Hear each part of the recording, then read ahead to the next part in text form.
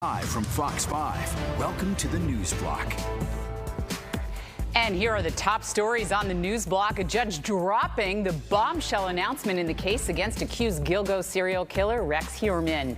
A veteran quarterback bench. The Giants take Russell Wilson off the starters list. The team instead favoring a rookie.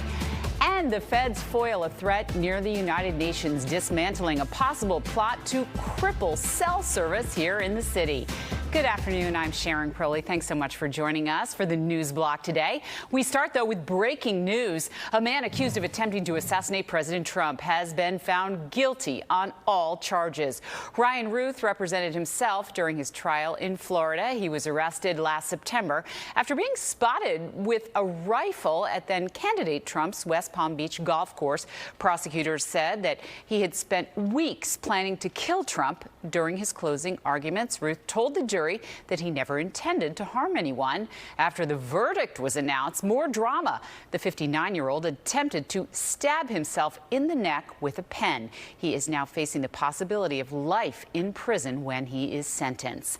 And the Secret Service thwarting a tech threat with the potential to black out cell service and jam 911 calls. To hundreds of thousands of SIM cards, cell phones, and much more were found in the tri-state within 35 miles of the United Nations, raising concerns over the safety of world leaders who are meeting right now for the General Assembly. Fox 5's Antoine Lewis is live for us in the newsroom. Antoine, what are the latest developments? Sharon, investigators say that they were actually tipped off this spring information of a threat which could basically shut down the cellular network here in New York City. So the Secret Service says that they were investigating credible threats to high-ranking U.S. officials, which led to the discovery of hundreds of servers and 100,000 SIM cards from multiple locations, again, within a 35-mile radius of the UN General Assembly, which, as you pointed out, is now underway here in New York. Officials say this network had the potential to disrupt the city's telecommunications system. The timing, again, of particular concern because the General Assembly is now underway with more than 150 world leaders here in the city. Officials say there was enough equipment to send 30 million anonymous texts per minute, more than enough to coordinate attacks. Be used to shut down cell towers. They could be used to not allow access to EMS and 911. And we do know that nation-state threat actors or foreign governments are communicating with criminals in the United States that are known to federal law enforcement. This plot was foiled by the Secret Service's Advanced Threat Interdiction Unit, which is actually a new division, all falling under the Department of Homeland Security. So far, no arrests have been made, but again, as you just heard the agent say, it sounds like investigators have a solid idea of these actors, as he put it, that they believe are responsible. We'll have another report coming up at 5, Sharon, but this is the very latest now in the newsroom. All right, Antoine, thank you so much. Well, President Trump criticizing the United Nations as he addressed leaders from around the world at the UN General Assembly today. Security, of course, was extremely tight as the president and the first lady, you see there, Melania Trump, arrived at the UN this morning. Trump began his speech by highlighting his own foreign policy achievements, but then shifted his focus to the UN. The president has already diminished U.S. support for the world body during his second term, issuing an executive order to withdraw the U.S. from the World Health Organization and ending U.S. participation in UN Human Rights Council. And today, the president accused the UN of being ineffective. What is the purpose of the United Nations? The UN has such tremendous potential. I've always said it. It has such tremendous, tremendous potential, but it's not even coming close to living up to that potential. Well, despite those comments during his speech, later in the day, the president told the UN Secretary General that the U.S. is behind the United Nations 100%. And for the very latest on everything happening at the United Nations this week, just download the Fox Local app. That's where we will be posting any new developments as they happen. Time now for a check on the weather. And Audrey, I have to tell you, it was very sticky and steamy out there as I arrived to work this afternoon. Right. It's hard to believe that we are actually in the first full day of fall shower. We took a step back and now it's feeling more like summer across the tri-state area. In fact, a lot of readings did hit 80 degrees already, including Central Park here. We even warmed up close to 90 over towards Newark Liberty Airport. Actually, I'm going to flip over to the other The other system, all right, we don't have that other system right now. It's 78 in Islip, 79 was the high temperature over in Bridgeport. Actually, can we flip over to the first one? No, we can't. Okay. Well, we're going to talk about how warm it is today. There's also that humidity that we also have in place, and we have a couple of showers, too.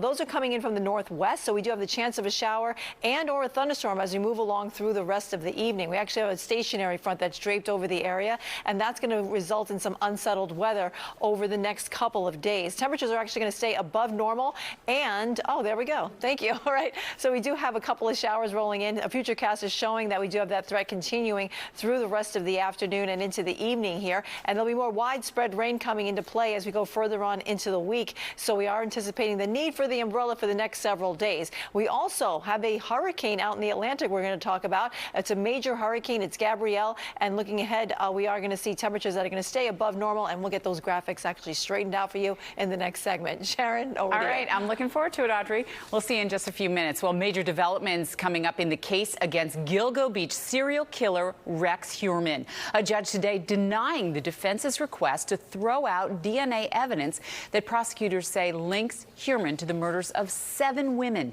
The judge also denied the defense's bid for separate cases and multiple trials.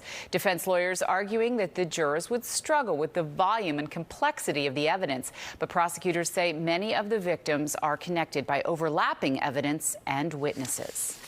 The court, primarily in the interest of judicial economy and given the fact that the evidence of the charges are inextricably interwoven, is not going to sever the trial. We made a motion. We had faith in our arguments. We think we were right on the law. Ultimately, it's up to the court to make that decision. Well, Heuermann has pled not guilty. He is due back in court in January. And lawyers for Diddy Combs are asking a judge to set him free before the end of this year. In July, the music mogul was convicted on a pair of prostitution-related counts while being cleared of more serious sex trafficking and racketeering charges. He's due to be sentenced on October 3rd. His attorneys are asking for a 14-month sentence, which would allow Combs to go free almost immediately based on time already served. Prosecutors had estimated a 4 to 5 year sentence, but they could ask for more.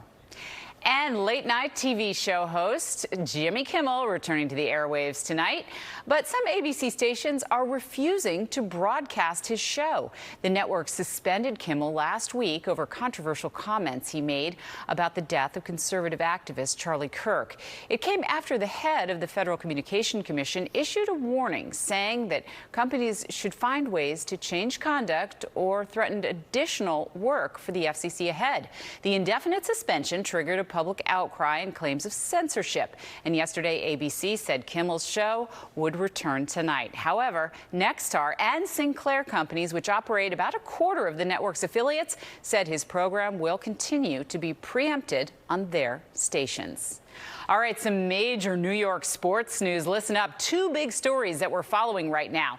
The defending WNBA champions, the New York Liberty, have announced that the head coach, Sandy Brondello, will not return next season. Brondello led the team to its first title in 2024.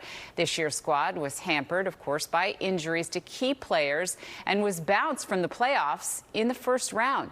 Brondello is the winningest coach in Liberty history. She racked up 107 victories in 4 seasons in New York, and there is no word yet on a possible successor. And another big change, this time on the gridiron. The New York Giants have decided to bench quarterback Russell Wilson and start rookie Jackson Dart.